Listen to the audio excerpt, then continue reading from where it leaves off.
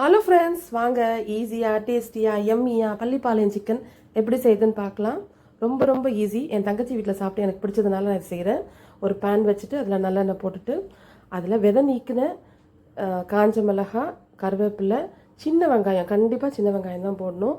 உங்கள் தேவைக்கேற்ற சின்ன வெங்காயத்தை ஆட் பண்ணிக்கோங்க. எவ்வளோ கறி ஆட் பண்ணுறீங்களோ அந்தளவுக்கு நீங்கள் ஆட் பண்ணிக்கோங்க. இதோட இஞ்சி பூண்டு பேஸ்ட்டு போட்டுட்டு இந்த இஞ்சி பூண்டு வாசம் போகிற வரைக்கும் நம்ம லைட்டாக வதக்கி விடணும். லைட்டாக அப்படியே அந்த வானொலி வந்து ரொம்ப, அதாவது மிதமான சூடில் நம்ம இதை செய்யணும். தேவையான சின்ன சின்ன தேங்காய் வேணும்னா உங்களுக்கு நல்லா கடிக்கிறதுக்கு நல்லாயிருக்கும், தேங்காய் போட்டுக்கலாம். க்ளீன் பண்ணி வச்சு சிக்கனை எடுத்தாச்சு. நம்ம இப்போ சிக்கனை போட்டாச்சு. சிக்கன் போட்டு அதில் தேவையான மஞ்சத்தூளும் போட்டுக்கலாம்.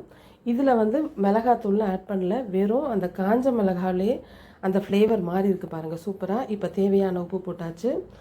உங்களுக்கு ரொம்ப இது மாதிரி வேக வைக்கும் போதே ரொம்ப சாஃப்டாக இருக்கும். உங்களுக்கு தண்ணி வேணும்னா கொஞ்சம் ஆட் பண்ணிக்கலாம். பட் மூடி போட்டு நம்ம வேக வைக்கிற அந்த பதத்துலேயே அதில் இருக்கிற தண்ணி ஜூஸியாக வந்து நல்லா வெந்துடும். அதனால ரொம்ப தண்ணி விட்டு டைம் வேஸ்ட் பண்ணி ரொம்ப குக் பண்ணுறத விட நம்ம ஸ்லிம்மில் வச்சு நல்லா மூடி விட்டுட்டோன்னா சூப்பராக வந்து இந்த பள்ளிப்பாளையம் சிக்கன் ரெடி ஆயிரும். ரொம்ப ரொம்ப டேஸ்டியாக இருந்துச்சுங்க. நான் சாப்பிட்டு பார்த்ததுனால இது வந்து ரொம்ப ஆயில் ஐட்டமும் கிடையாது. நம்ம மிதமான எண்ணெய் ஆட் பண்ணி சாப்பிட்றதுனால நல்லா டேஸ்ட்டாகவும் இருக்கும்.